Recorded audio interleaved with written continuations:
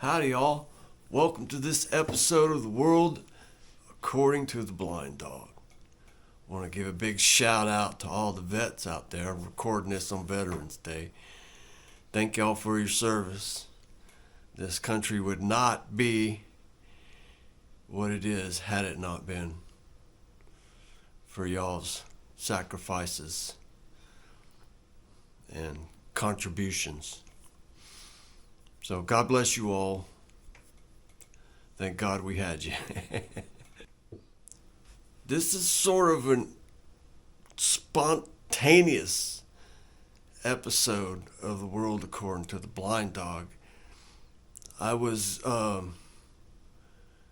going through my socials, and on my Facebook feed I saw where the SS United States is fixing to be towed out to the ocean and sunk to make a reef. And that brought back a particular memory that I had while I was in a coma.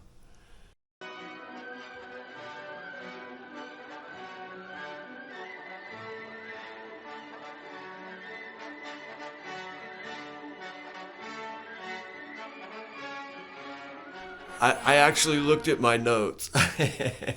I looked at my notes, and what I had written down months and months, years ago actually, was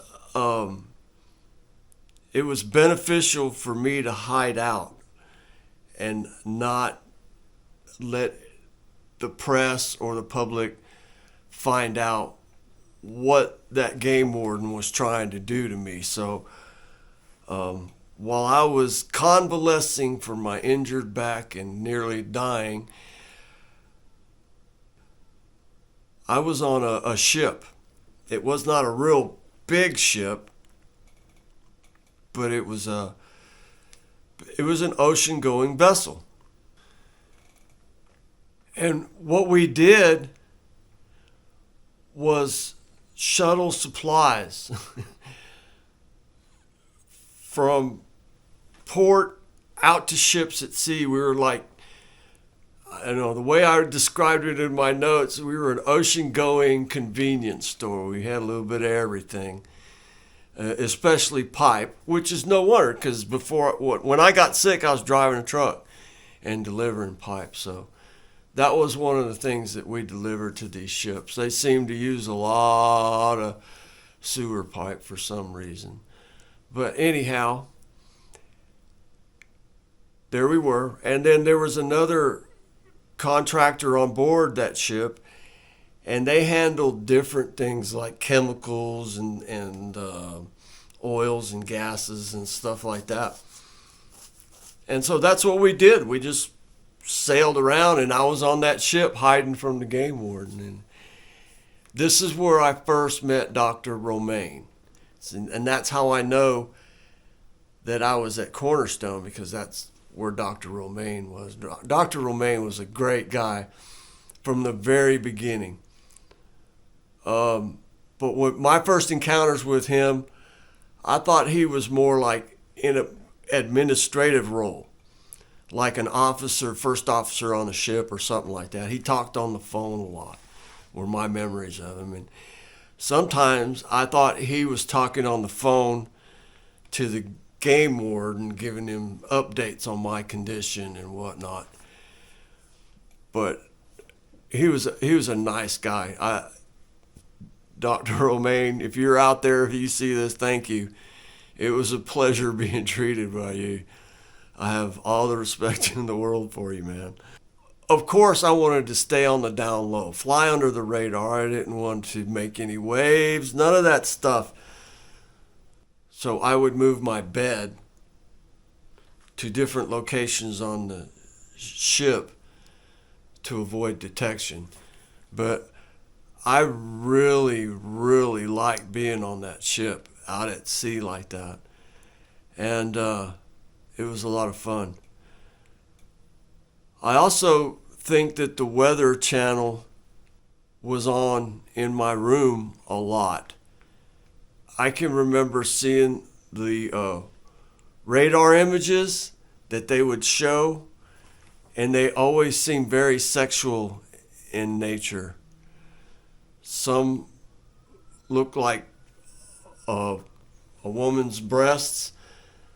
Others were very phallic looking, fronts going across weather fronts and whatnot. It was really strange.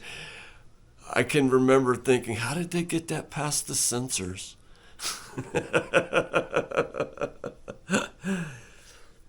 Oh my. I'm surprised I could actually think all that fentanyl they pumped through me. Where the SS United States ties in with all of this is we would occasionally anchor up close to that vessel, except we called it the SS America. And the history of that was, at one time, it was the presidential ship.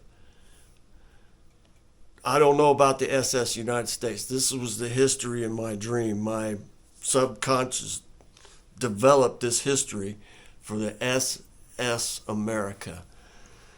And it was once the presidential ship, the official ship of the United States. It looked a whole lot like the pictures in color and decoration and whatnot, and even with the rust, but it looked more like a fresh coat of paint over rust.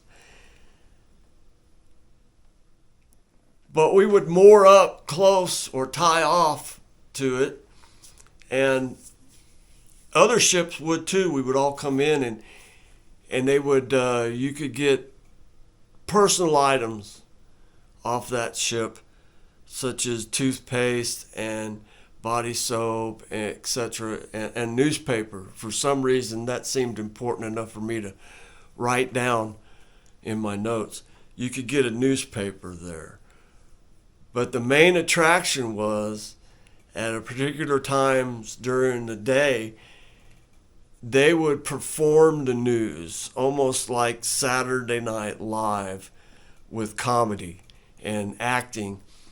And one of a lady I used to know, she was one of the participants. She was one of the actresses, and her husband was an actor. But they would all get out and they would act out the news, and it was pretty cool, and everybody enjoyed that. Apparently, we only got Weather Channel down there in whatever part of the ocean we were. So I decided to do this particular part in its own little episode. I was going to do it part of the larger episode, but what the hey. I worked out in the wood shop all day. I came in, I've played guitar for about 3 hours until my hands won't move anymore. And now I'm going to make a video. There you go. So, hot off the presses. That's the world, according to the blind dog. Please like and subscribe. We'll see you again. Good night, y'all.